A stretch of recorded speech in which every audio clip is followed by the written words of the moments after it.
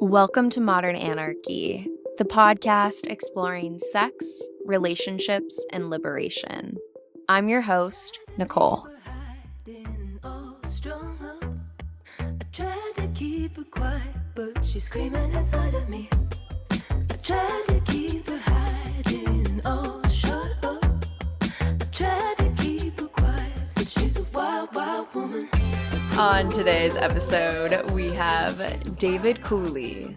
Join us for a conversation all about intentionally cultivating secure and dynamic attachments. Together we talk about moving through relational fluidity, waiting to attach until navigating conflict, and going down the rabbit hole of non-monogamy. Hello, dear listener, and welcome back to Modern Anarchy. I am so delighted to have all of you pleasure activists from around the world tuning in for another episode each Wednesday. My name is Nicole. I am a sex and relationship psychotherapist with training in psychedelic integration therapy, and I am also the founder of the Pleasure Practice, supporting individuals in crafting expansive sex lives and intimate relationships. Dear listener, what a joy to have David Cooley on the podcast. How exciting. Dear listener, David Cooley is the co-author of Polywise with Jessica Fern, and if you haven't already heard my episode with Jessica Fern, I definitely recommend checking that out. It is episode 175, which is titled The Polysecure Paradigm Shift. And so I would say that these two episodes go together. They can also, of course, stand alone, but David talks about some of the pieces of navigating his relationship with Jessica that we explored in that episode. And so if you haven't heard that, highly recommend listening to that first and then diving in here. And dear listener, one thing that really stuck out from this recording with David for me was the concept of waiting to attach until you have navigated conflict. It is inevitable that as human beings, we are going to go through rupture and repair in our relationships. We are two separate beings. That is the beauty of it all, right? To reach across the divide and hear about the world of meaning making that each human has. It is truly a whole universe, right? And so we can reach across the divide to hear another person, to listen, and to speak to them. And in that process, it is inevitable that we are going to have ruptures. Those ruptures can be small moments of miscommunications, misunderstandings, to much larger ruptures, right, of pain, abuse, trauma. But it is inevitable that we are going to have ruptures in our relationship. And so what does it mean to wait to think about the future, to think about the world of meaning making you're creating with this human, until you have seen how they navigate conflict, until they navigate the repair process? And that's definitely something that has stuck out for me and something that I have reflected on in the many months from this recording to the release and this intro that I'm making for you right now, dear listener. And another piece that I want to add to that is new relationship energy. I think it's also important to be realistic and intentional about your attachment with folks who are new to this paradigm shift of polyamory and expansive relating. Wow, just a little bit of advice definitely for my past self to wait until you watch them go through new relationship energy, because that is a wild drug. And if someone has never taken that intense experience before, you can see a whole different person on the other side. And I just wish I could have told myself that, to wait until you've seen someone go through NRE, especially if they are new to polyamory. Wow. So just adding that to the conversation here with David, There's a lot to navigate with that one, and it is definitely a concept that I will continue to explore in this podcast space. And again, it is just such an honor to have amazing guests on the show like David. And truly, I am so, so, so grateful that I get to share this content with you and that I get to grow with you each week, dear listener. All right. Dear listener, if you are ready to liberate your pleasure, you can explore my offerings and resources at modernanarchypodcast.com, also linked in the show notes below. And I want to say the biggest thank you to all of my Patreon supporters. You are supporting the long-term sustainability of the podcast, keeping this content free and accessible to all people. So thank you. If you want to join the Patreon community, get exclusive access into my research and personal exploration, and you can head on over to patreon.com/modernanarchypodcast, also linked in the show notes below. And with that, dear listener, please know that I am sending you all of my love, and let's tune in to today's episode. Okay, cool. Well, then the first question that I ask every guest is, how would you like to introduce yourself to the listeners? My name is David Cooley, and I'm the creator of a model called the Restorative Relationship Conversations Process.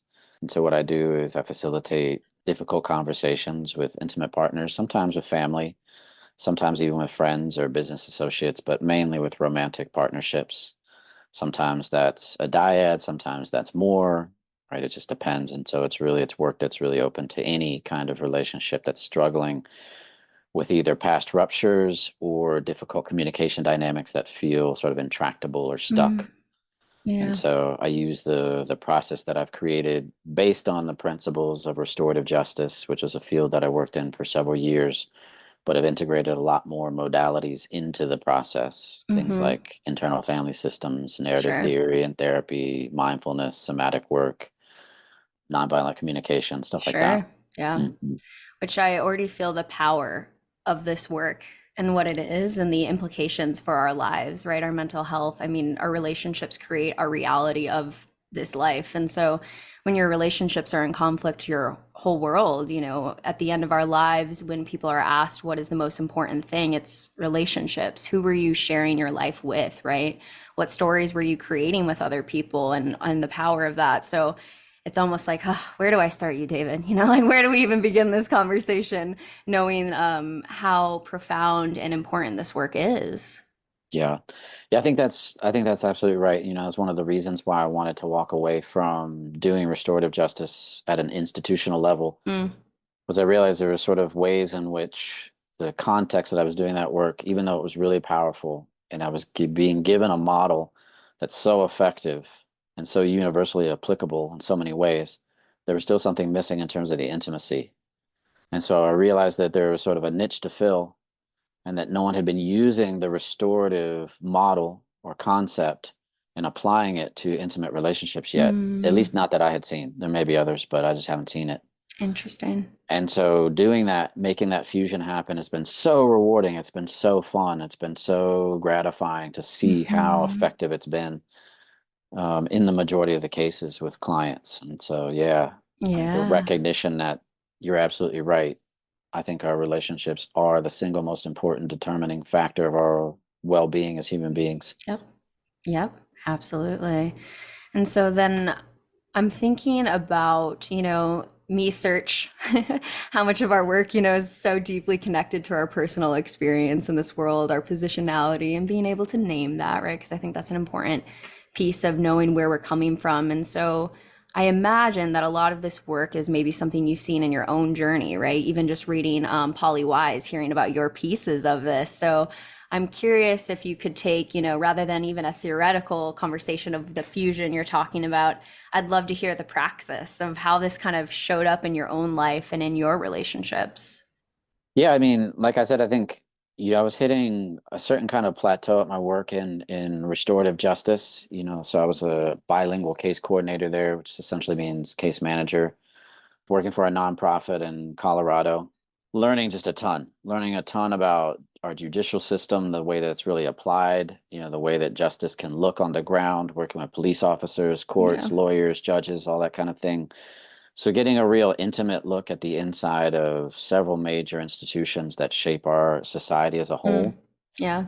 And through that exposure, really finding a lot of discontent. Some of the things that I saw were not surprises, but reinforced Mm. kind of ideas that I had already had about Sure.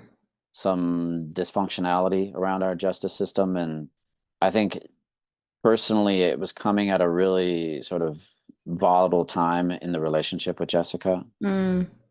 and so we were sort of coming to the end of our relationship. Sure.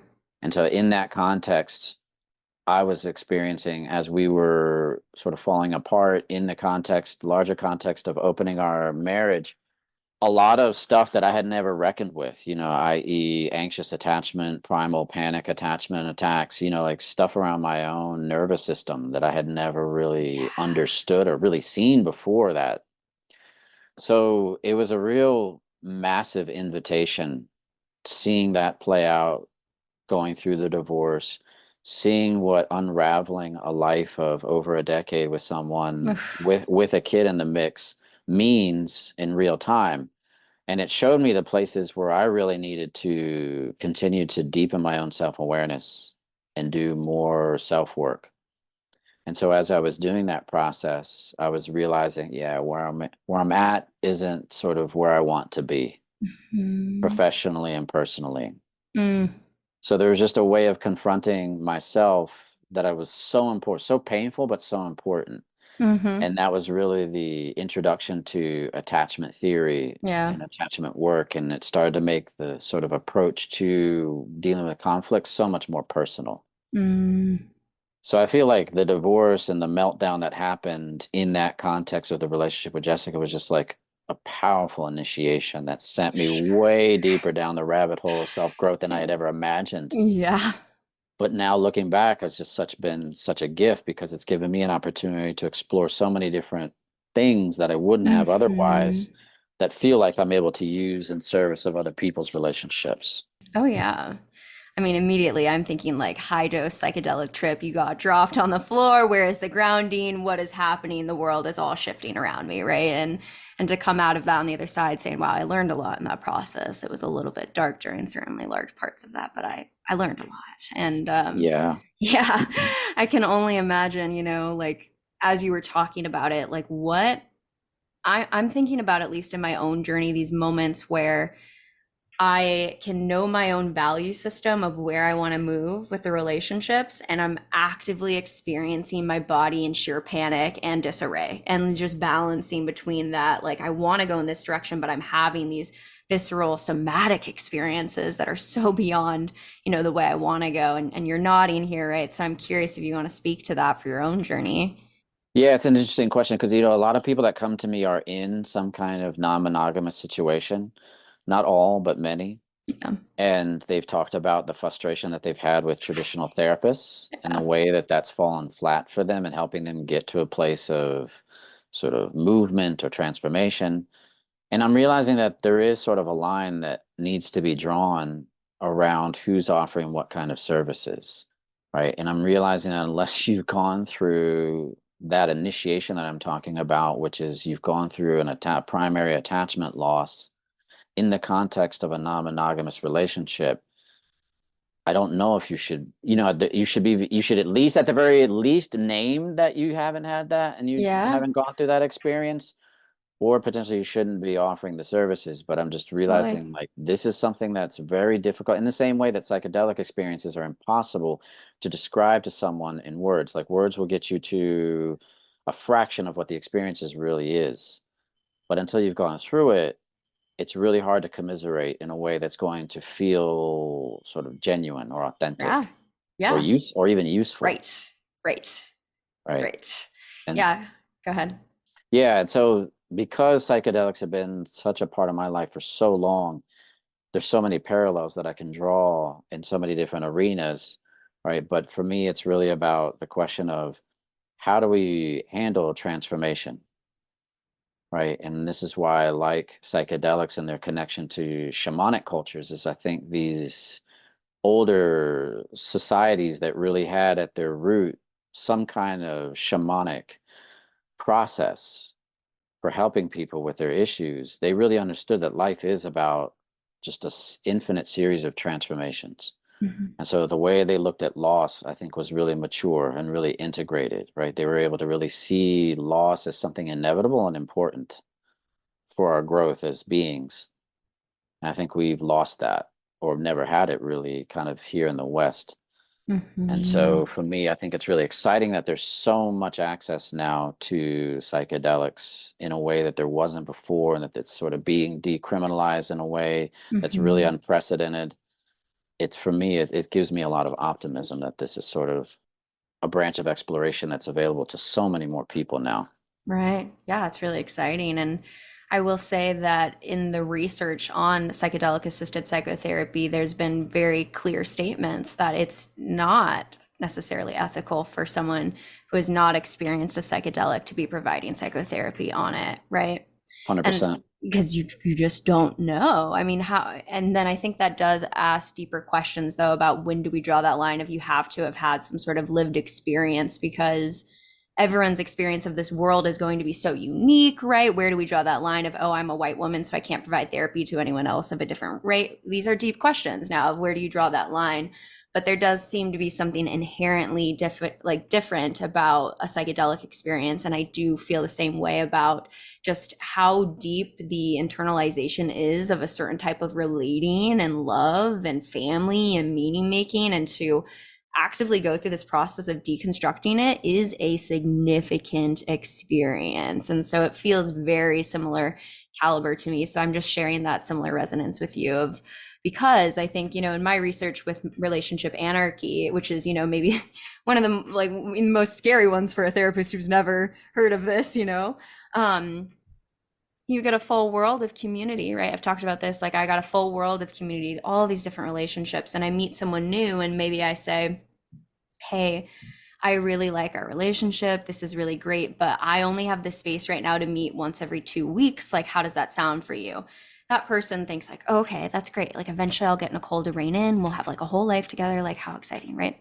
And I'm like clearly saying, hey, no, this is what I've got, but there's a relationship escalator going on the other side, right? And then that person takes it to their therapist, and that therapist goes, oh, it's a relationship anarchist. Oh, she doesn't want to attach. She's got attachment issues. She's avoidant, right? Like, and could spew all of that with theory, because I won't go beyond 2 times a week now to the relationship escalator, right? And then that's how we, oh no, oh no, oh no. So it's so deep, David. I know you're nodding with me. I'm speaking to the choir here, but it's really profound how deep this goes with power dynamics in the field and all of this. Absolutely. And I think that's one of the reasons why I really like attachment theory and polyvagal theory and theories of that ilk, is that they're really, I think, creating a more kind of universal baseline for approaching at least conflict work, if not even more generalized relational work, because we all have nervous systems. Yep. Right, that's a universal human experience that's undeniable. And I think it's been one of the most helpful and grounding concepts for me in helping partners depathologize the way that they see each other behave, especially in moments of conflict.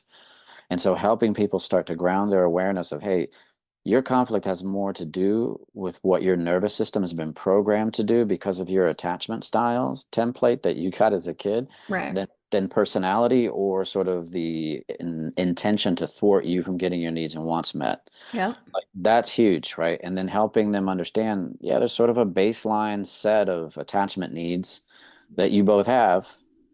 What if we look at the hierarchy sort of what your most important attachment needs are compared to your partner's, and see those differences?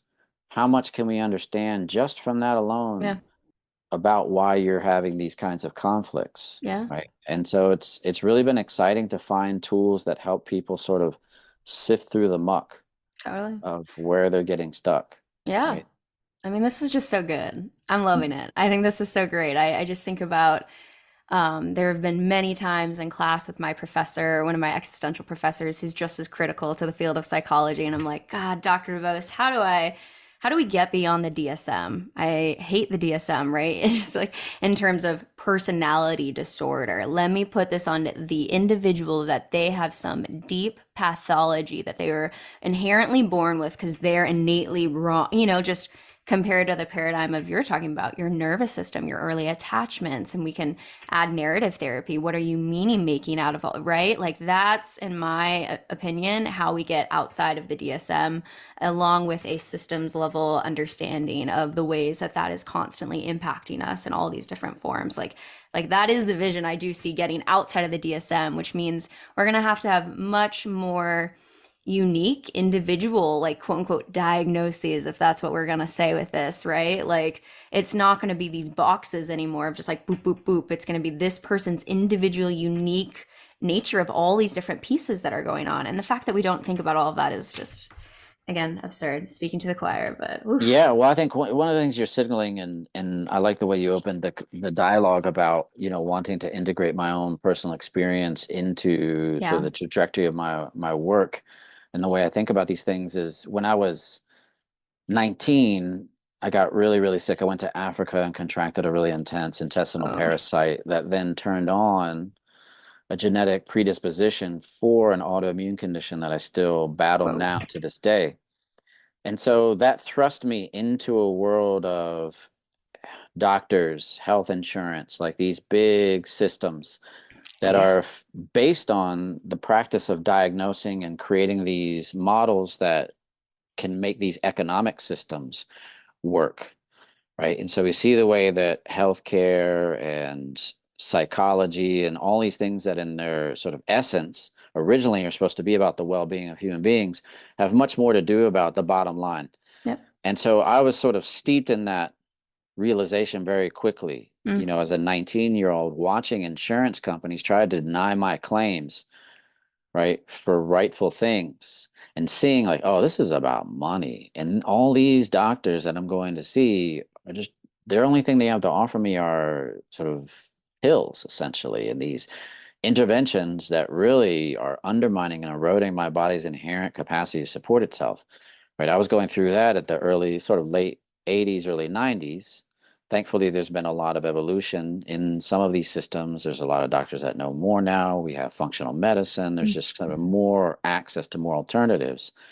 But still, I think this underlying breach in terms of the gap between what medicine is supposed to be doing or psychology is supposed to be doing is still pretty large in terms of how it's actually or not benefiting clients, right? And so this is the thing that I'm really sensitized to. A lot of people are coming to me and saying, we don't want a therapist. Yeah. We've been hurt by therapists. And I'm not saying all therapists are bad by any stretch. Absolutely not, right? I live with one, it's like, it's not that, but I think we do need to understand what are the implications of a system that diagnoses people? What are the consequences of that? And as people become sensitized to it for themselves and looking for alternatives, it's important those alternatives exist. And that's one of the things I'm wanting to do for people. It's like, I'm not going to diagnose your relationship. Right. I'm not interested in I don't that. want to. Right. I don't want to. Yeah. Yeah. Yeah. Yeah. Absolutely. I mean, you're speaking to such an important piece of this. Of course, like, when if my heart fails, I want the doctor who knows how to diagnose and deal with my heart. Like, like we're not trying to be anti-science or the logistics of that, but like the field of psychology is 100 years old, right? And it was created by white men. Like what that, there's still so much to unpack about that and the ways that it has tried to exist. See, now I'm getting passionate. You can hear it in the voice here. I love it. Go for it. Get it. Get it. It's the ways that it has tried to exist in a paradigm to be respected, right? We need the field of mental health to be respected. Here's the hard science. Here's the clinical data. Listen to us. We're real. And yeah, this work is important. It changes lives, right? But at the same time, there's much more to this. It's the relationships that you're having with your therapist are based on that therapist training. And if they don't have this larger systems perspective, they're enacting harm by coming from their bias. I mean, sex is one of the biggest places of this. Oh my God, right? Like forgetting the poly question, just like kink, it's so many different things that you can come in with this power dynamic that's so based on the positionality. And Yeah, the field of psychology, it has such an individual take on it that I think was really born out of a lot of the Newtonian physics concepts of the individual. And as we've moved into more quantum mechanics understanding of science and the ways that all things are interacting, I don't think we have a diagnostic model that models that transition of what are all the various places, the things going on for this equation that's happening. So I don't know, man, but I'm here for the change, you know? Yeah, and I think what you're signaling is, kind of something that we were really trying to ground in Polywise, which is Yeah. we need to be thinking in terms of paradigms. Mm-hmm. Because that's what you're talking about is like how do we actively, proactively, how do we intentionally, consciously make paradigmatic shifts in our consciousness? It's something that's kind of been haphazardly happening in our species evolution. Yeah. But I think we're sort of at a unique place, again, referencing back to sort of the more ubiquitous access that we're getting to psychedelics and consciousness change culture. More and more people are starting to realize, wait a minute, so much of what life is just this kaleidoscopic projection of my own awareness. If people can really anchor their consciousness in that understanding and start to use that in ways that positively affect sort of their relational experience, fuck yeah, we're doing something really cool at that point. Because I think we're Mm-hmm. really changing culture to move away from what I'm calling an adversarial stance into a more relational one. Mm-hmm. And so I'm really curious, like, what are the paradigms that we're wanting to change?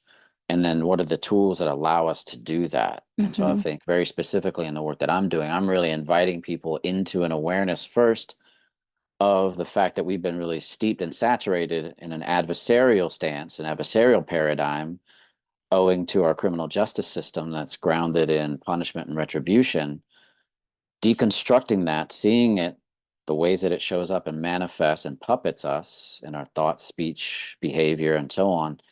And how do we make that conscious move toward a restorative or relational paradigm? Mm-hmm.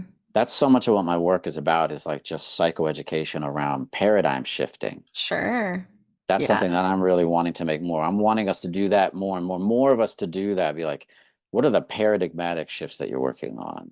What does that Sure. mean? How do you ground your own life in a process like that? Totally. Yeah. And I'm just even thinking about like the impacts of capitalism and scarcity mindset, and you must hoard resources here, cannot share, Totally. because if we did that, what would, And yeah, for me, I grew up really conservative Christian. So coming out of that to where I'm at here was, finding out I was queer, then exploring non-monogamy and so the amount of paradigm shifts I've kind of gone through are, a significant chunk for me personally. So I think in my research on relationship anarchy, I found that a lot of people who have started to do that turn of the original deconstruction of the whole God, purpose, life thing just keep going on this sort of, okay, what's next in my reality that I still need to deconstruct? And it's wild because we kind of understand that in other we are learning to get better at understanding this in other paradigms, right? Like, what does it mean to deconstruct racism? That's an active process of continual reflection and thinking about, and it's never a point where we're just kind of done.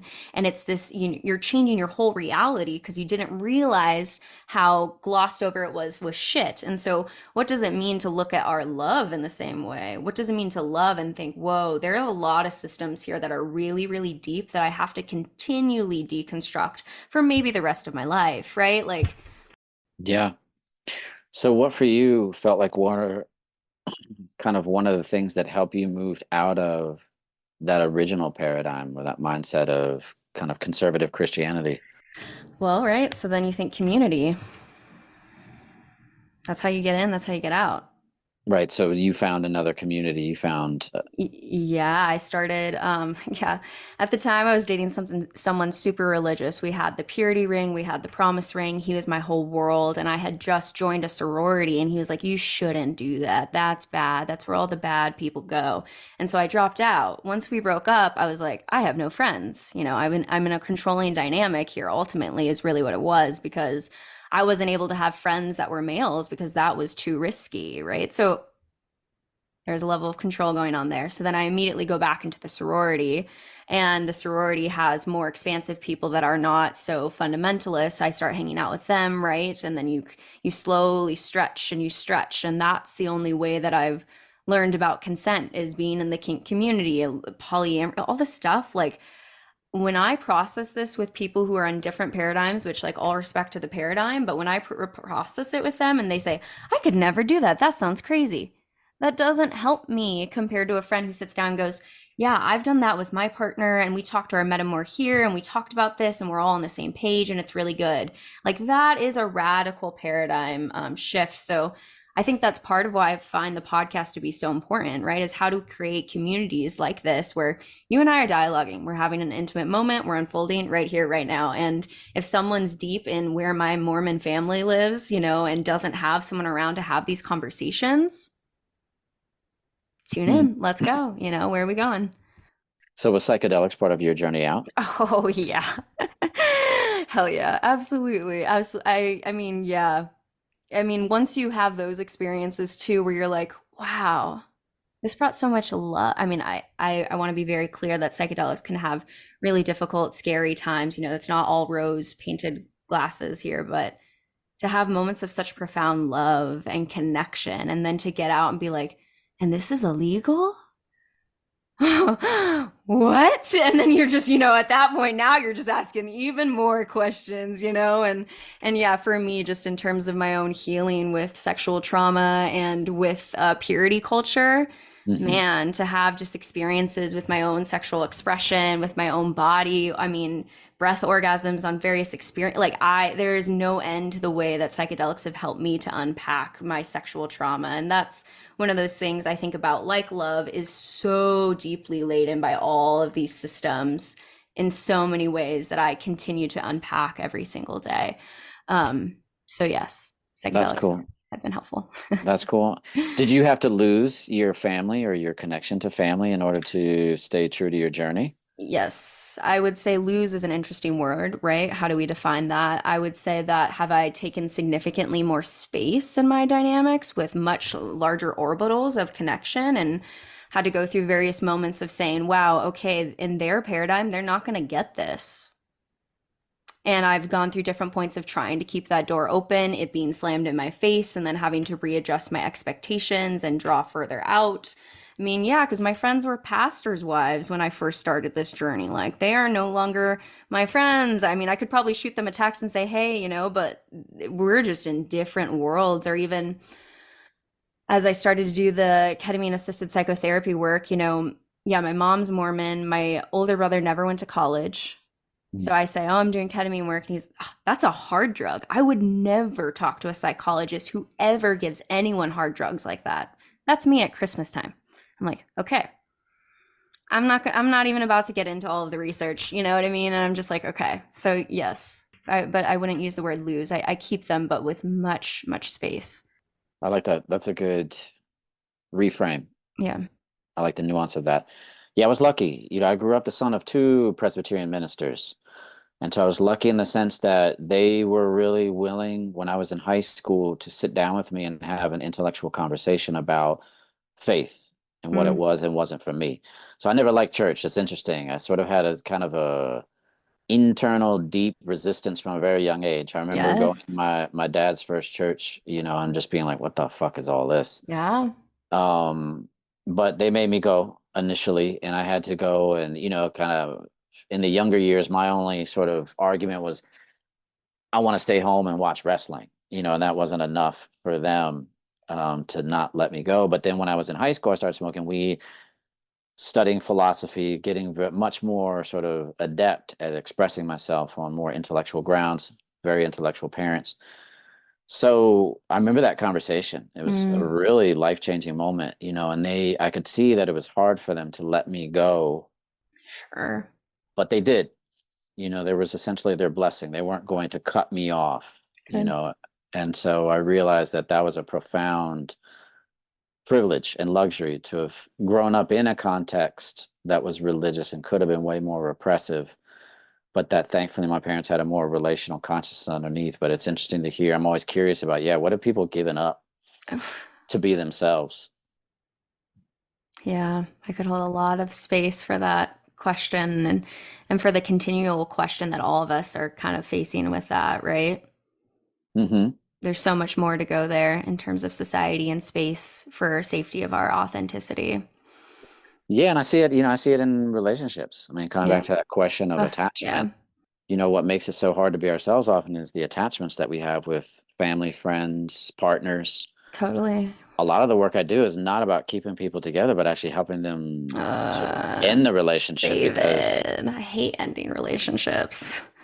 but that's an important part of it. I know, but I want to believe in their inherent goodness, the capacity for growth, But I like the way you reframe spacious. loss, right? Yeah, Well, it's like yeah. if people can't get their needs met in a relationship, the most important needs, it is important that they find the relationships where they can, or else they're going to make each other suffer unnecessarily. So I think that's something that like helping people really understand, like, wait a minute, are you just still together because you don't want to go through the attachment disillusion process, which is Mm, awful and intense and overwhelming, sure. but that's not the reason to stay in a relationship Mm, because you'll just make each other suffer. And that's what I see. Whereas if that's all it is, hey, let's do it. Let's go and I'll help you go through that. I've been through that, and you can see it in my eyes. Like, I'll yeah, tell you my story. I'm happy to say whatever is true. totally. But don't let that be the reason you're staying in the relationship. Stay in the relationship only because you actually think that the possibility of getting your core needs met is there. Sure. I mean, you know that someone's going to ask you, how do you know that? How do you know when to stay or go? Like that is the ultimate question for people. Absolutely. And that's why I'm really helping people ground into what are your attachment needs? Mm, Not just your broad smattering of universal human needs, but like I have a list. So I have a list of 15 attachment needs. And for me, yeah. this has been really, really helpful for helping people really ground their awareness in a specificity that they can then communicate with a certain level of precision, right? To their partners about, I need this, this, and this. And this is what it looks like behaviorally, right? We figure out if the partner's got resistance to meeting those needs, what is that? Is that hurt Mm, from the past that needs to get worked on before you have that mm-hmm. disposition?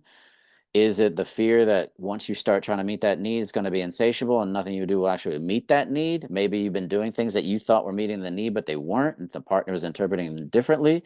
We got to shore up that misunderstanding, right? And then there's a few others, right? Contraindications. But those are the things we have to make sure is like, okay, why are partners not able to meet each other's needs? So it's not just a matter of, this is hard, call it. It's, all right, let's do some deep diving.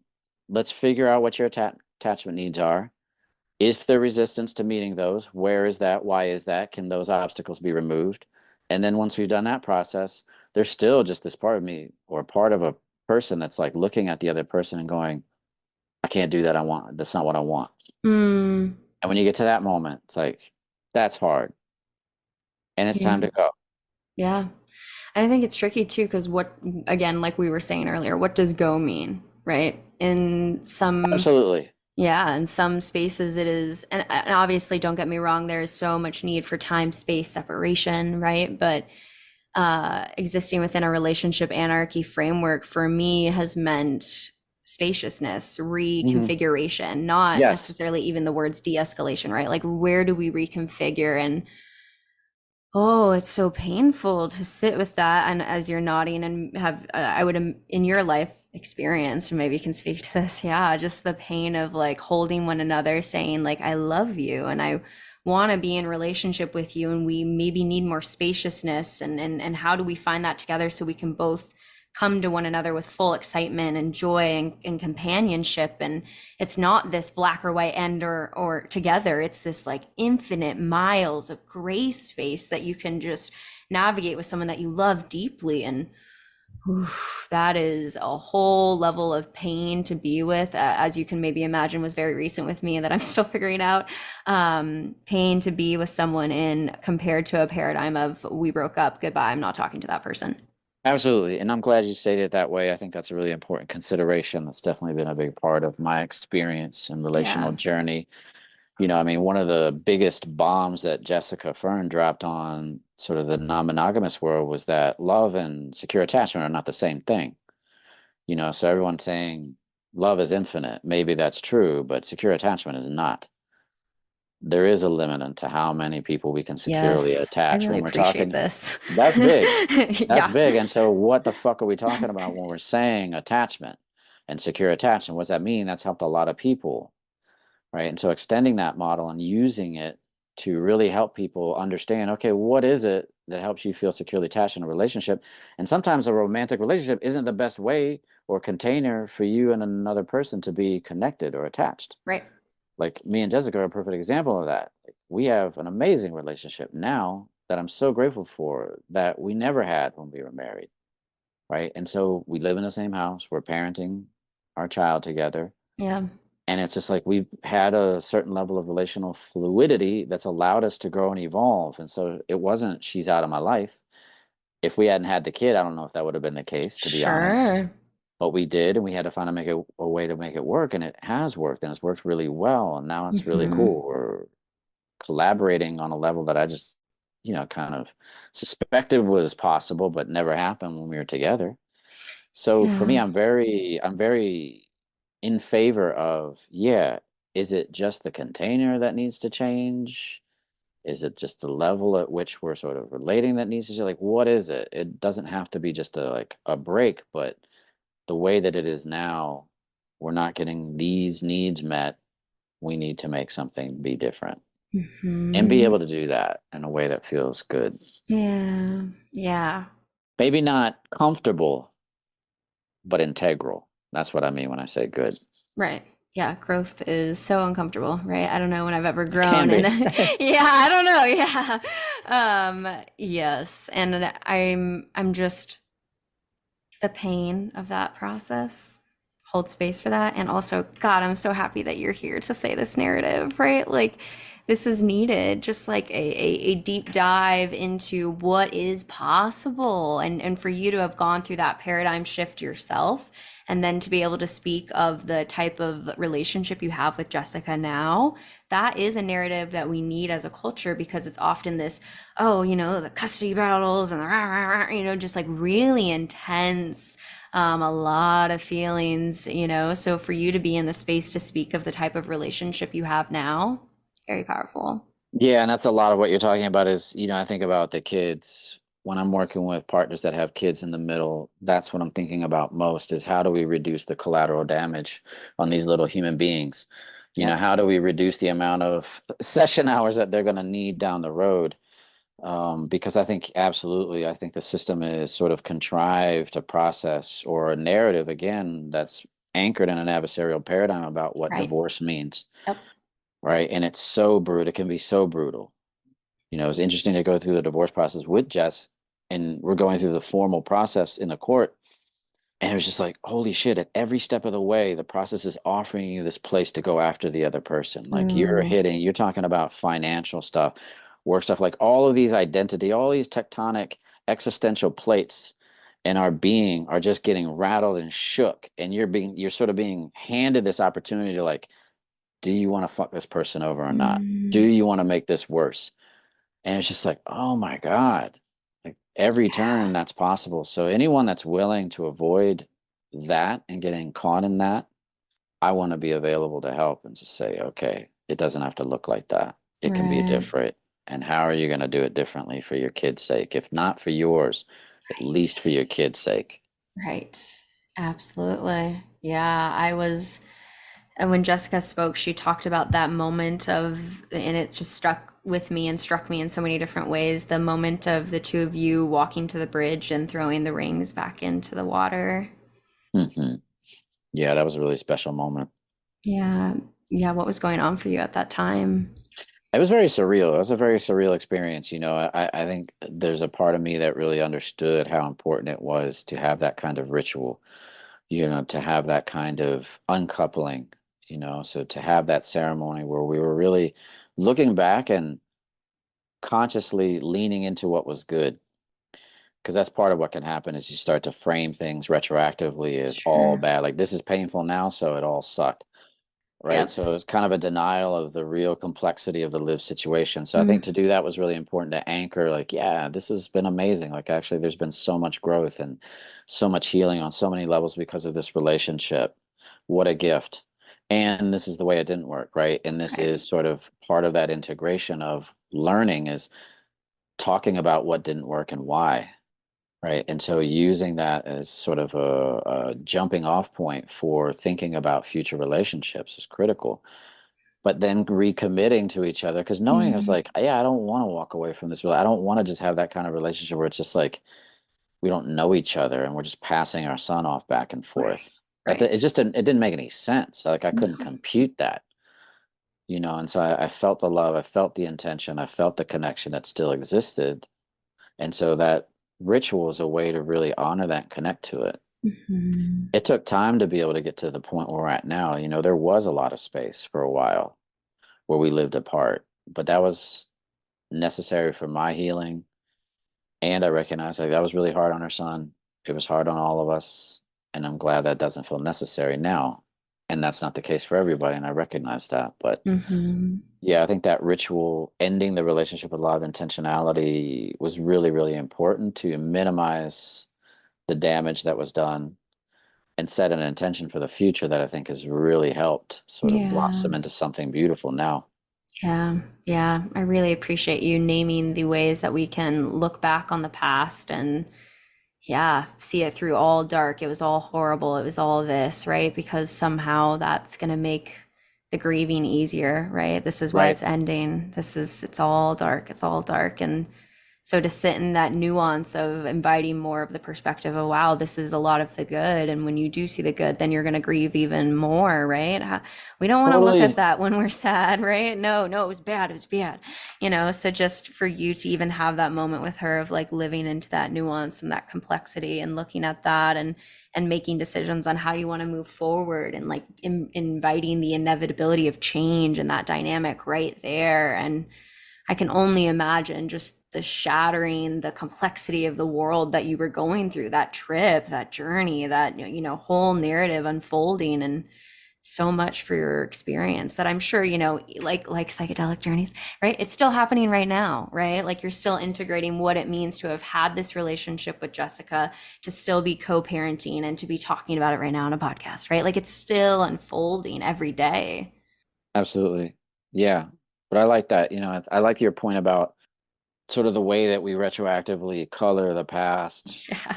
and create a sort of a new narrative about what it was, sort of reducing the complexity in order to avoid grief. And that's something I've been thinking a lot about recently with partners. It's just how to invite the grief to the forefront. How do we hold our own and our partner's grief for these kinds of transitions? And I was really lucky to kind of tap into a network of men who were really dialed into the importance of holding space for grief.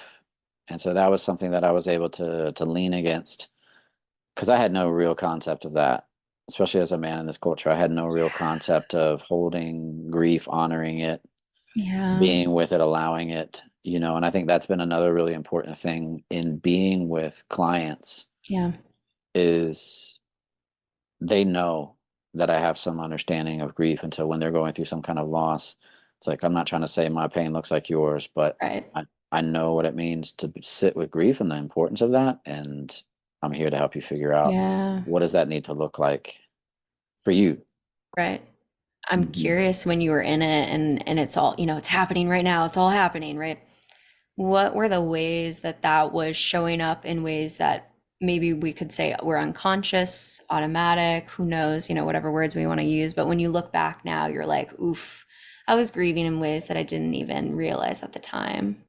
Well, I think right initially at the sort of the beginning of that disillusionment of the marriage, I think there was a lot of anger, and I think anger is a necessary step in the grieving process, but I could see Yeah. the way that it was distorted. It wasn't really me being with the anger. There was a lot of anger towards Jessica. There was a lot of projection of, you're responsible for this, you're doing this, right? And there was some part of me that, because of the work that I had done previously on myself, knew that that was off, but I was still very much blended with it, Mm, kind of like an IFS terminology sure. standpoint. Like I was very much blended with the perspective of hurt, right? And hurt often makes it very easy for us to say, you're doing something to me, this is your fault. So interestingly enough, kind of as we were breaking up and I was moving out of the apartment, I went and lived in this little crawl space in an attic for like $400 because Boulder is so fucking expensive. Like some friends were just like, Dude, you're about as I'm good. pathetic as you can be right now, man. Here, you can read this Here's my fucking little attic. piece. Yeah, like, yeah, it was rough. It was like so fucking rough. David. And so, thinking about that darkness, that low point, just like, I remember saying to myself, I don't know if I'm gonna make it out of this. Like, I literally don't know if I'm like the level of depression, the level of self-loathing, the level of just darkness and Yeah. the totality of that experience was so great. And I could see it impacting my relationship with my son. I was like, this anger is starting to Mm. corrode my connection to the most important human being in my life. I have to figure this out. And I know this isn't just like her. What's me that I'm not seeing in this? Yeah. Right. And Oof. so I went on a series of four. I locked myself in that little closet 4 weekends in a row and Damn. did hardcore, like kind of high dose acid trips. Sure. It didn't come out of the room until it was like I got an answer. And it wasn't really until the Oof. third trip that I got that answer. Right. And Yeah. the clarity was, oh shit, I've been trying to make a woman responsible for my existence. I wanted her to take care of me and take care of me, like just as a being. I haven't been stepping up fully to taking care of myself as an individual. I've been projecting so much of the mom shit onto her. And when this fell apart, I'm blaming her when like there were all these ways that I wasn't really stepping up to the plate and being a co-partner. And when I saw that, I was like, oh shit, No. no, No. please. Not me. Yeah, not me. I'm so woke. And it was a Uh, bombshell. It was a sure. bombshell. But it Yeah. was such a good awakening. It was such a good eye opener, such a good reflection. And then like something snapped. It was just like, all right, anytime I felt that anger seething up for, I was like, that's you, dude. That's yours. You got to face that. You got to handle that. What are you not looking at right now that you're starting to project that? And it really did shift for me. It really did change. And that's when I was able to start relating to her differently and like it allowed all these other things to open up after that, kind of like this cascade of just good karma after just coming to terms with, oh, that's me, like not taking responsibility for my existence. Damn, what a trip. Serious things. Ooh, yeah, absolutely. Yeah, and even as you're speaking about the anger and all of this, the first thing that goes up in my head is where are you at in the body, right? Right. God, I'll spend the rest of my career trying to get that one in the field of psychology, right? But just like, let's start there. I'm feeling that anger in my chest or maybe in my belt, wherever you're feeling it, just the act of being able to slow down, to tune in enough to know. We talk all about top down processing and forget about the bottom up, okay? Like when we are in anger, we are not in our prefrontal cortex anymore, where we make our executive functioning skills, right? The amygdala, all that is getting activated. We have stepped into a different part of the brain, folks. This is not where we make large decisions with our lives, right? And so it's just so important to start with the body rather than beginning in that state of, activation, dysregulation, wherever, So for me, that's the first thing I think about of when we're having these dynamics with our partners. Because yes, it is all of this narrative, process, relational dynamics, Milu mix. But if we can at least slow down first to get into the body, we have a way better shot at dealing with that than coming in activated. 100%. Yeah. Yeah.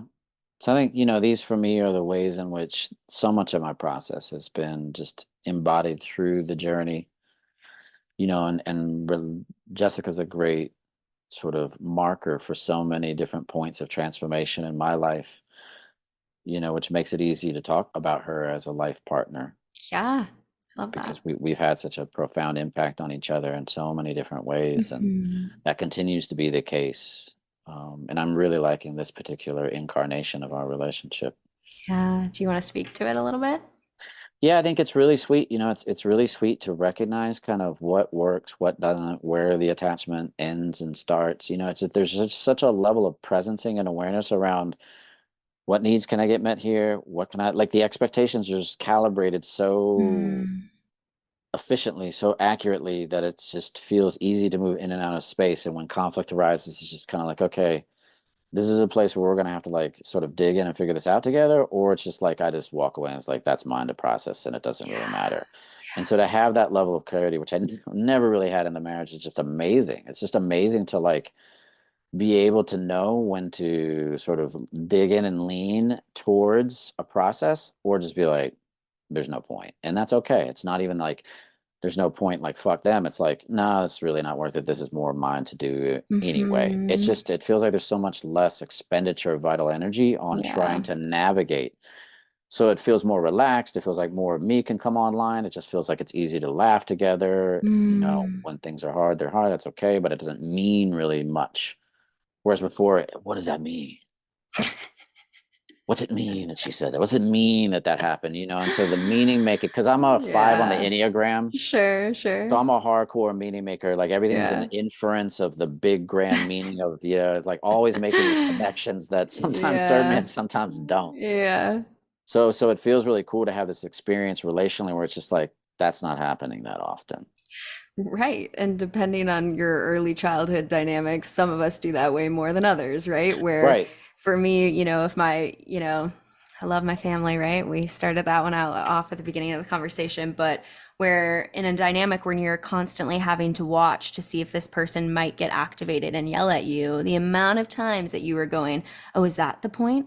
Was that too much? Is this where it's, Totally. and so your nervous system, because it's so beautiful and it's so smart, my dear friends and listeners, right, is wisely attuning to the environment so that you know to scan and check and make all of that, safety checks for yourself because that's what you grew up with. And love is this space where that's what it is. And so then when we get up to our partners, our body has continued to hone that process of beautiful safety for you of, is that it? Is this when they're leaving me? Oh, right. And so like that process of getting out of that to be into a relationship where you can breathe, quite literally breathe into that takes one relationships, right? You're going through this with Jessica. Like, are we still in this? Yes, we're still in this together. Yes, yes, yes. Space, we're angry. No, time apart, we're in it together.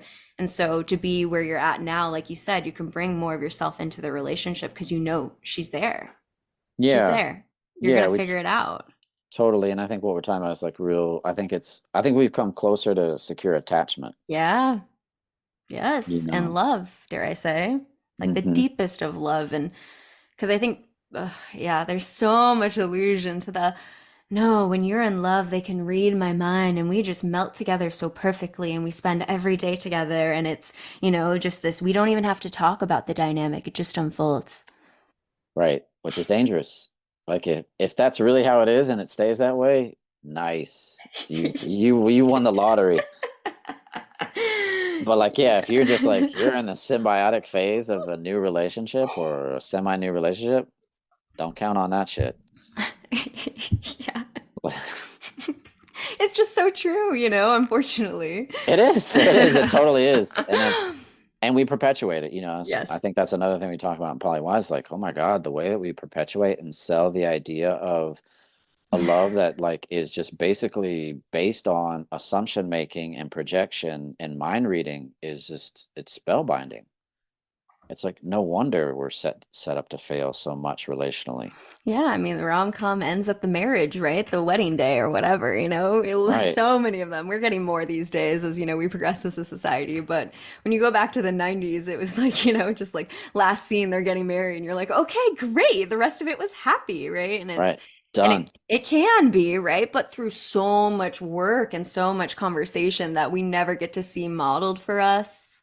Right. And so there's so much here to unpack in terms of what it means to be in love with someone, and I would say that that is love, this continual checking in and co-sharing of your narrative and your existential experience. I mean, you're right. The attachment capabilities are limited. Love, that concept is infinite, but the ability to truly know someone's story and get, depending on where that depth is for you. And I like to talk about orbits, right? Because we can have partners, people, family members, etc., that we see once a year, and it's deep. We see them every year, right? But the closer you try and get to orbiting around you, there is only so much you can see in our limited time and energy, right? And so what does it mean training to recognize the limited nature of that and then be very intentional about sharing it with people and doing it in ways that are going to work for both parties, like you're doing. I mean, that's love of the highest caliber if I ever know any, right? Yeah, and I think one of the concepts that's really interesting to me that I'm wanting to explore more with myself and with other people is, especially in the work, is, what does it mean to really intentionally cultivate attachment as opposed to just sort of letting it happen? The whole concept of falling in love is this very casual, I had nothing to do with it. It happened. It was a force of nature, or, trick of fate. And for me, what I'm realizing is it's changed since really doing the deep dive into attachment work. I'm really realizing, wow, there's a lot that we do in terms of languaging. There's a lot that we do in terms of gesturing that I think is very much wrapped up in the societal narratives about what you're supposed to be doing as a quote unquote partner that really speed up a sense of attachment before the nervous system is actually there, is actually ready. Like how quickly do you start saying things like I love you? How quickly do you start having sex? Like, and what does sex and love mean to you anyway? Like, are those things linked and fused in your mind? Like what are the things that make you start feeling very attached? And are you actually doing them in a way that's appropriate to you? Just you're not a social standard of when it's appropriate, but your nervous system. Like really having kind of a felt sense of somebody as much as can, as much as you can. Like you can't always sort of, oh, there's a perfect time to wait, and then you'll know the person well enough, and then you can start doing it and turn it on. But what I see is we sort of err more towards we just start doing it. We just start creating attachment, sort of putting on attachment behaviors, initiating attachment behaviors before we're ready. And that's where I see a lot in my practice with people Mm-hmm. is partners, especially when they're going out and exploring new relationships for the first time. They're very excited and they're sort of using this old template, and the old template is very romantic. And that romanticism is really about cultivating a sense of attachment fast so that the person won't run away or get away. And yet that's really destabilizing for everyone involved, everyone. And so it's been really interesting to help people walk back that sort of trail and sort of like, Mm. when were the choice points here? When were you starting to create an attachment when really that wasn't actually indicative of your lived experience from a nervous system's perspective Mm. or the secure attachment perspective of the original relationship? Mm. What were those choice points, and what would you do differently now? Can you Yeah. understand your partner's hurt that you were going and doing this fast? Like, can you understand why that's jarring for them as opposed to seeing them as controlling or manipulative or just not wanting to be happy for you? So these points of reference have been really helpful in the work with clients who are struggling. Mm-hmm. Mm-hmm. I'm just like smitten, going like, yes. As someone who's gone through new relationship energy, and the first time that you step into that, it's like, and depending on, so for me, I want to live in a world of relationship anarchy, sexual self-governance, and the freedom for me to move about, obviously through deep connections where everyone's knowing what's going on. We're all on the same board about, fluid, but all the stuff, that's all above board. But I want to live in this world of that, and the first person that I meet and get really excited and start to feel love patterns about, my brain goes, well, what if this is the monogamy dream? What if it's right here? Oh my God, look. And you get so excited. The cocaine drugs are rushing in NRE. And then now you're just in this space of, oh my God, but these other relationships. And then you're just a mess across the board, because your brain's going, but I'm falling in love with this person who could be the person that maybe sweeps me off my feet and we do the whole thing. So maybe I shouldn't be kissing this other person I have over here because that would, oh my God, David. Holy shit. So yeah, help a girl out, Yeah, and I think it's the question for me is like choice. Are you yeah. choosing your attachments? And based on Yeah. what? Right, right. Like if you love the process of falling in love, quote unquote, then great, go for it. It's Yeah, not, I don't think there's anything inherently wrong with it, but for me, right. the work that I do is like I want people to have a sense of choice and agency. Like, are you choosing your relational predicament? Yeah. Which I like to think I am. Like, I'm like, damn, I'm looking at this person, I'm checking for the red flags, the orange, yellow flags, somewhere in between. I'm trying to feel into my body, I'm trying to feel into their community, all of the good things. But if I've learned anything in my journey, so, I know a lot, but I don't know the stuff I don't know, you know what I mean? And so I am conscious as much as I can be, until I learned through a couple of years later that I wasn't conscious of that one thing, right? So scary. So what are the pieces for you that you feel like you have integrated where you're like, in terms of your vetting process, you're like, okay, Oh, I'm not going to do this shit anymore. well, sure. Like anyone who, as a queer person, anyone who's in the closet to that degree, that I mean, Mm, there's a level of like I respect the journey and where they're at, but that is not where I'm at with that, and that's a whole emotional process to support someone in, and I'm not there, right? And so the same that we can draw those parallels out to non-monogamy too, of the person who's like, if I go and sit on get a coffee date, right? Because as a relationship anarchist too, it's like whatever we unfold, right? But if there is a discussion of some sort of romantic potential, or again, I don't even know where I draw any of these lines, but we have to use words to use communicate with people. So romantic and sexual connections, and the person sits down and says, "Well, I'm actually not sure about non-monogamy. I don't really know if that's what I want to do." I make a very inherent choice at that point to say, okay, well, then I want to keep it in this sort of sector of platonic because, dare I get attached to you, you go down this. And then the first time I take you to meet my partners at the climbing gym, you go, I'm out. You know who's going to be crying? Me, because I will have to attach to you. And I have to make that decision of like, okay, there's journeys to this, of the paradigm of the unfolding. And I'm not going to risk my own attachment for your process of figuring out if this is for you or not, which reminds me a lot of queer questioning, right? This like by curiosity of, oh, I'm going to explore. And then they go back to the hetero partner, you know? So there are definitely moments of this. And depending on how someone, and I think this is where it gets complicated too, of like, depending on if I connect with someone and they're like, for me, my security means that you would text me before you have sex with anybody else. I can understand if you're in a dynamic and that's the security of what you want. I respect that, but for me, that's not going to work in my world. We could have conversations about, barriers, my STD testing, et cetera, et cetera, et cetera. But that's not something that I'm comfortable with in terms of providing your security, which could make me, quote unquote, the bad person in that dynamic. But with all of my other relationships, we have managed through safe conversations of having that freedom for myself. And so that's not something I'm okay with. And so you got to get really clear here of like where you're going, and doing it in ways that you're conscious of the other person's needs. So I don't look at that person and say that's stupid, or like I respect why they want that for their secure dynamics, but it's not something I'm willing to do. that's great. I mean, I love the specificity. That's what I'm always curious about when Yeah, I'm exploring people's vetting process. Because to me, that's like sort of that's like your Batman utility kit. Like you got to have that. You got to have all the tools you need, or at least as many, like you said, as many as you can have based on the experiences that you've had, knowing that there's going to be things you don't know and they're going to have to figure out on the fly and can't see it right, all ahead of time. right.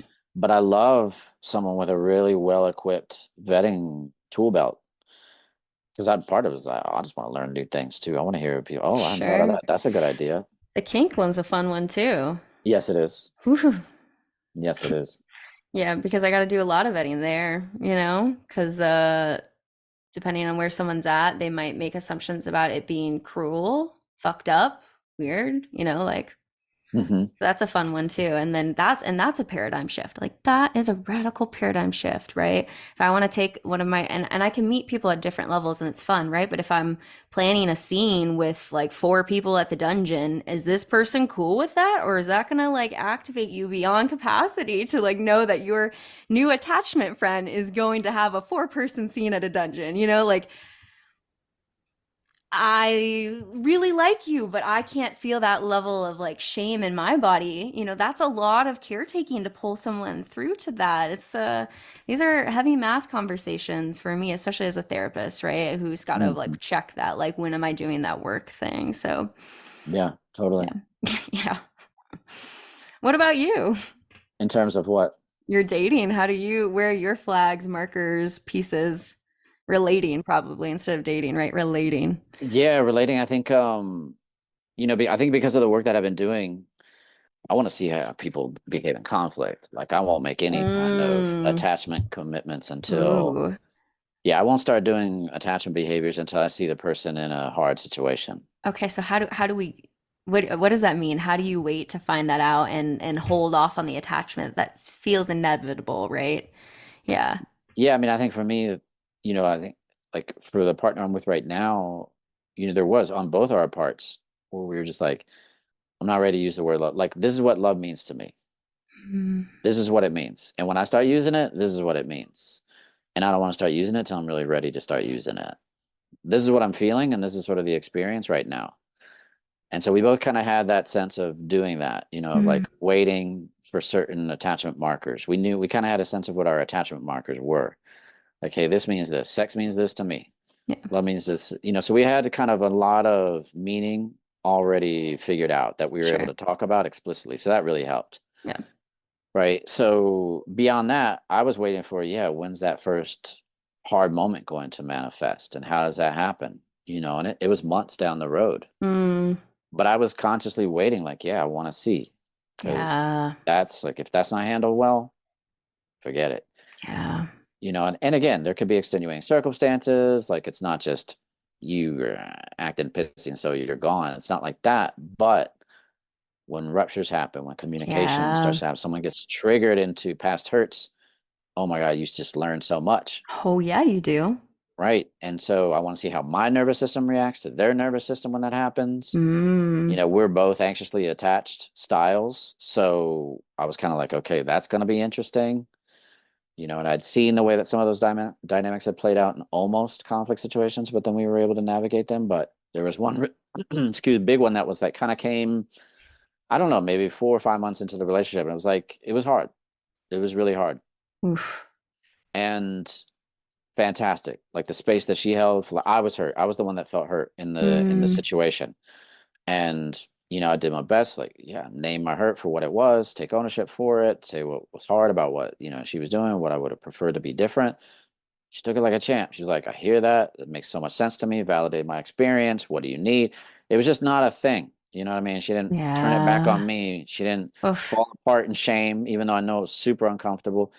I just got to see her be in there with me and stay collaborative. I was like, okay, I'm ready to attach on a new level.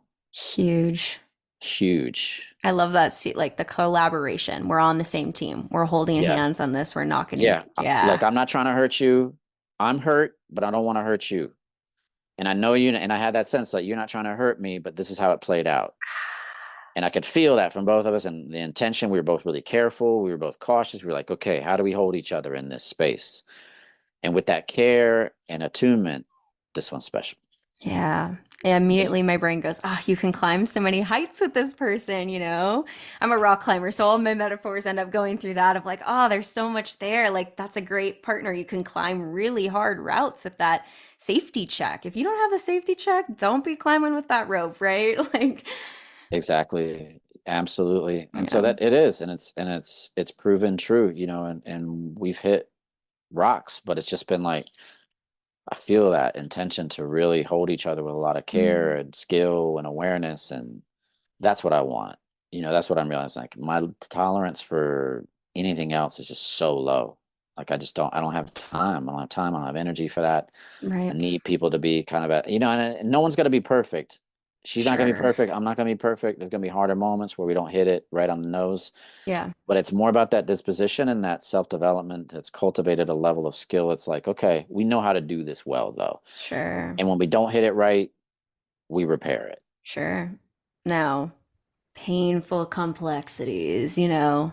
This happens in all of our relationships, right? Not just non-monogamy, but it happens in all of our relational dynamics. So, as I move through this, I want to get better at speaking of ways that don't take it into these binaries of this sort of stuff. But it's my lived experience of experiencing it in this way. But oof, the complexities of when you are dating two people deeply at the same time and you are having arguments about various life things and circumstances, and you are having them with two different people, and you're watching how, yeah, one relationship, it doesn't circle, it really closes in this way. And, you know, there's these set boundaries of how long the conversation goes because maybe you have a meeting or something and it's not this like, you know, compared to one where it's going like that. And you're immediately looking at both of these dynamics going, wow, actually, this processing conflict dynamic is much smoother, right? And when you're in the other one, the complexities of feeling, it's just so dizzying of which part of this is myself versus it's obviously both of us. We're both coming together, we're co-creating it, right? But like which part of me is getting sucked into this dynamic with this person because it's how they're contributing to the conversation. And then so the uniqueness of being able to be in a different container and notice how that part of yourself that's showing up over there is not showing up over here in conflict. Oof. Totally. Oof. That's an eye-opening space. It is. And I think that's one of the coolest things about kind of the ethically non-monogamous experience is that you get to see the way that attachment plays out so differently depending on who you're with, where you have that Yeah. juxtaposition that's just sometimes real time.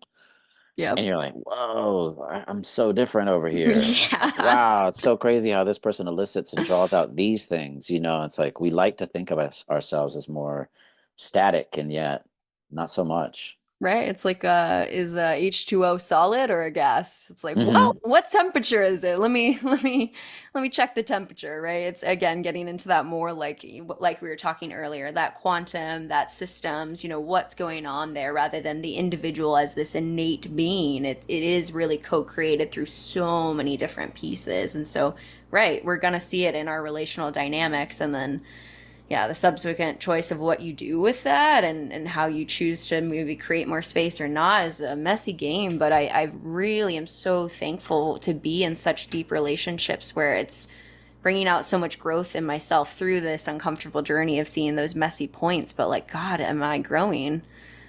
Yeah. Let me ask you a question about your journey. I'm Right, yeah. curious, kind of, how did you get to sort of identifying for yourself relationship hierarchy, anarchy? Did you move through a succession of sort of more hierarchical concepts, or did you go right to it, or I like went kind of, right to it. And that's yeah? partially because of Jessica, right? These other people, right? So think about this. So I'm meeting someone who's non-monogamous, and he didn't tell the other people that he was doing this, right? Just the classic like textbook first time. And then I read the book More Than Two, and there's a lot. I know there's a lot of complexity to that dynamic, but at the time it was a very helpful book. There's still a lot of helpful stuff in that, right?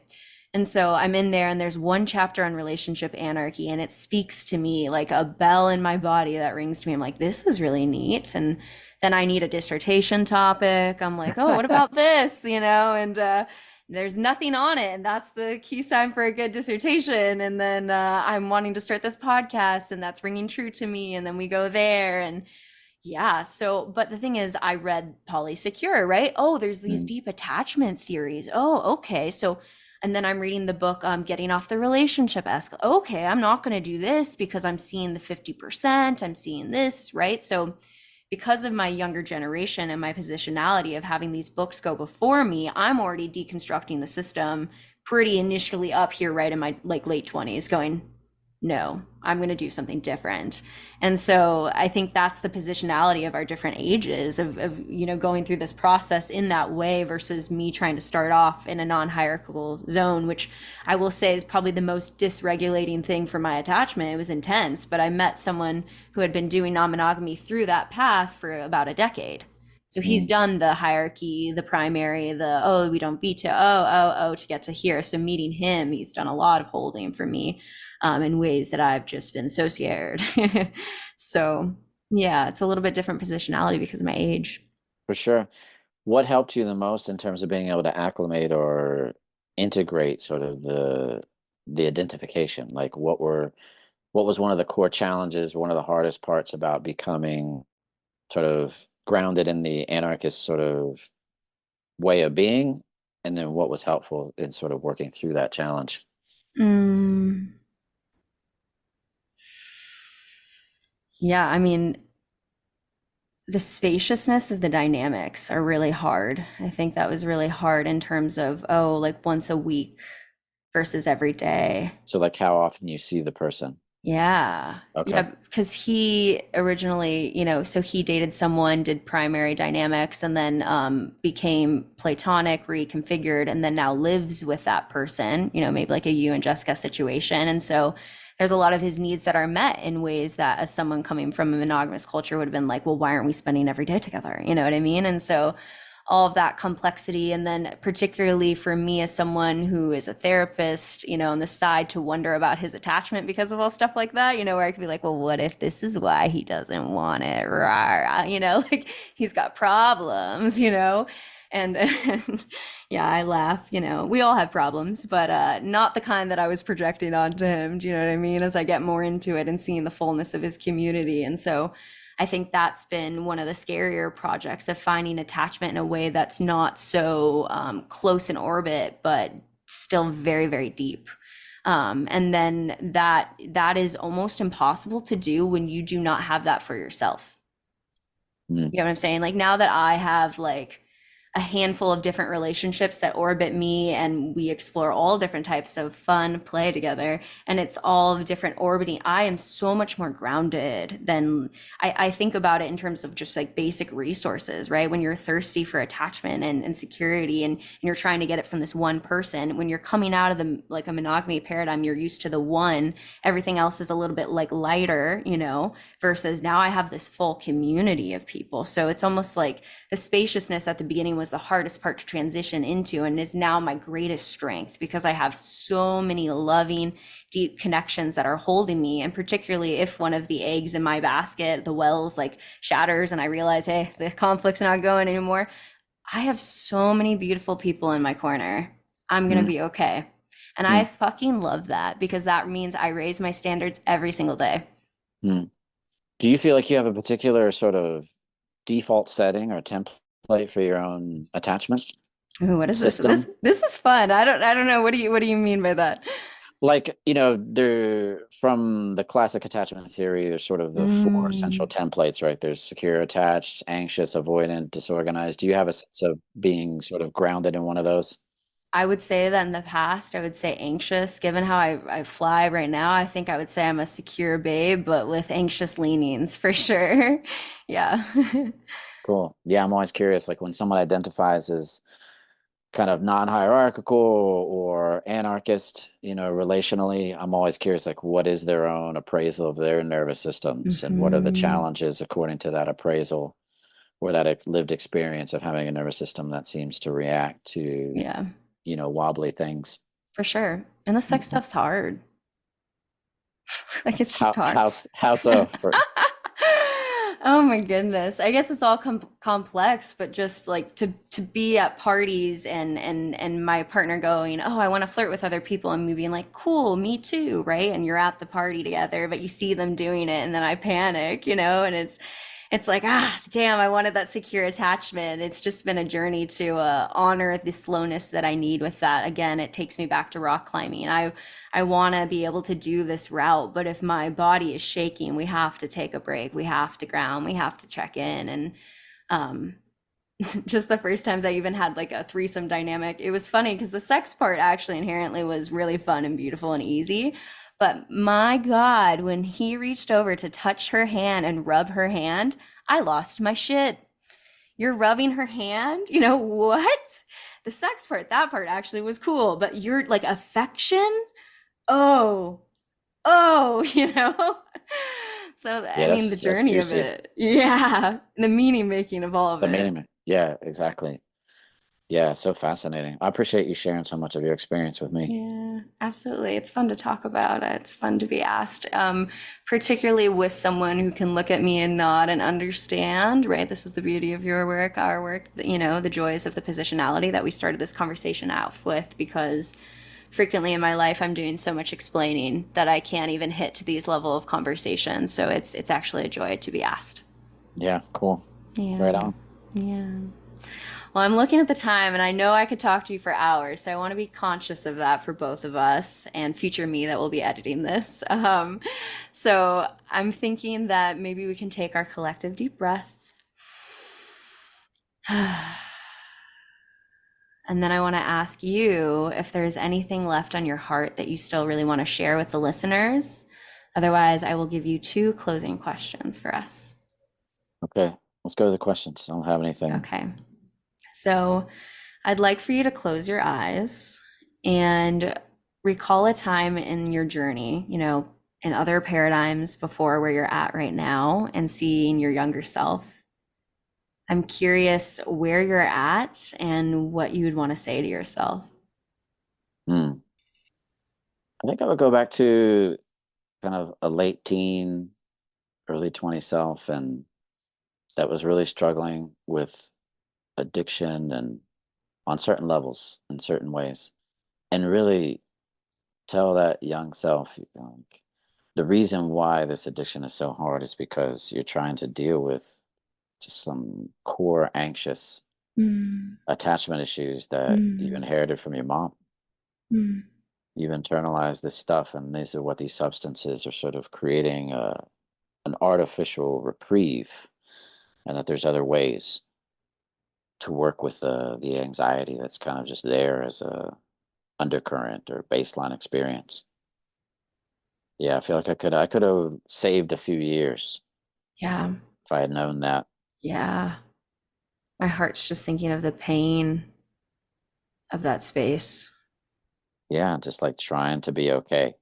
It's like many years of just trying to just be okay with living. And it's been so amazing and just been in awe of like, wow, this is just my nervous system, the way it's set. There's nothing wrong. Which makes me ask a deep question I ask often every day in my work and what I do is like, do you think that if someone would have told that to you directly, it would have done the healing, or did you need relationships where your nervous system could be safe to be in connection with for that, right? Like, do you hit the nail on the head and give that to yourself there, or is it, hey, find the people where you can feel that safety and it's going to grow on its own and we don't need to hit the nail?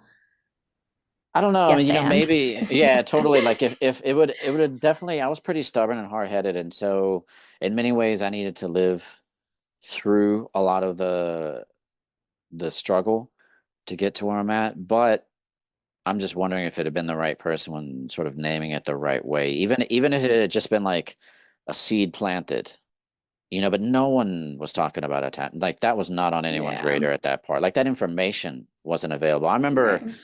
like, I grew up in a part of Richmond, Virginia, where it was like, a lot of Rastafarian influence, and that was like I kind of went through my Rastafarian phase, and there was something really cool about that because I spent a lot of time trying to diminish my whiteness because I grew up in a very African American community, and so there's a lot of racial violence that was thrust upon me at a very early age. And so being white was a problem. Being white was not something you wanted to be because it made me a target.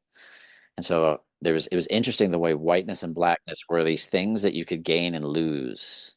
You could be more black, less white, and then if a black friend was too cool with me, he could lose his black points Sure. and be called a seller. It was a real mind fuck in Yeah. terms of identity. And so it was interesting to get a little bit older and kind of find my way into this Rastafarian culture where if you just understood the principles and were down, brothers didn't care who you were. They were just like, yo, what's up? Sure. They'd look you in the eyes, oh, Dread, what's up, Dread? I looked, Terry had this head of just horrifying dreadlocks, just looked just awful. But there was something about just like the way of being really identified with it, that was like, oh, I'm trying to find a place of acceptance that where I really feel resonance culturally.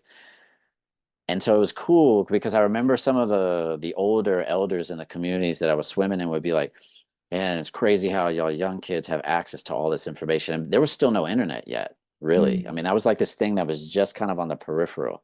Yeah. And so we were still getting books the old school way. We were still getting information the old school way. It's like someone would find a book, pass it on. They had a story, someone traveled, it was like Sure. this really organic and very personal web of information sharing and gathering. But I remember being struck by the ways that they were saying, man, y'all have access to all this like spiritual information. Like these bookstores didn't exist when I was coming up. Like these cats were in their like 40s and 50s and we were in our early 20s. And so interesting to like hear them, how they were just like the information wasn't there Yeah. and they had to learn it the other way, the old school way. And it's funny to see sort of how that pattern just keeps cycling, keeps playing out over and over again. Where it's like now I'm of that generation, of that age, where I'm looking down, seeing like the younger school, the new school, and they're just like, man, yeah, it's crazy how fast y'all are moving, in terms of your growth. So it's hard to say. If one of those cats had been like, hey, have you heard of attachment theory? Would I have been hip enough to like be like, interesting, that hey, a lot of the shit that you're doing really fits this, kind of patterning, and who knows? It's a cool question though. It's a really cool question. It's a question I ask every day in my therapy office. I love that. Yeah. I love that. Yeah. But yeah, it's been such a pleasure to have you on today's show. I still have our last question too, if that feels good for you. Yeah, go for it. Yeah, so I know we've been talking about so many meaningful things with relationships, and like you said, even those groups of people were pulling you through to these levels of consciousness. And so I'm really thankful for you, the work you're doing, the work Jessica's doing, the way it's influenced my life, and just all of the, listeners that are tuning in, and the way that these things ripple. So it's exciting just to feel that energy, and to look to the next generation of people and be excited that they'll stand on our shoulders one day in even more radical love than you and I could have ever imagined. That's a joy to think about. So yeah, my closing question for you, David, is what is one thing that you wish other people knew was more normal? I love that. Yeah, I wish people really understood how normal it is to project our hurt onto partners and assume that they're trying to hurt us instead of protect themselves from hurt. Like that's the thing that I wish people could recognize we've been conditioned to do, which is normal, but not preferable. But that doesn't mean there's something wrong with you or the other person. So it's normal, but not preferable. I wish more people had an understanding of that dynamic, like the way that we don't realize that our partners are doing what they're doing because they're in pain and they're trying to protect themselves from more pain. They're actually not trying to hurt us, but the hurt is happening. Yeah, I hear you, and not wanting to normalize that, but in the understanding of how common it is, hopefully we can get out of it, right? To know that is where we're going first. Sometimes for me, it's helpful to think of the person in front of me as their childhood self, right? Like just some touch into a level of compassion rather than whatever sort of monster my brain is starting to think of. Totally. And that question, my answer kind of betrays the intention of your question. And I think another thing that I could say is I wish people sort of realize how normal anxiety is, like anxiousness is. Like that, I would say, I think is more in line with sort of the spirit of your question. But yeah, I wish people understood that it's so prevalent. Like, oh my God, overwhelm and anxiousness. Yeah, absolutely. And it doesn't have to be pathologized. Correct. Until it's paralyzing. Right. It could just be, as human beings, we're faced with a lot and life's challenging. Absolutely. There's a lot of unknowns in our life. And so, it's common all the time.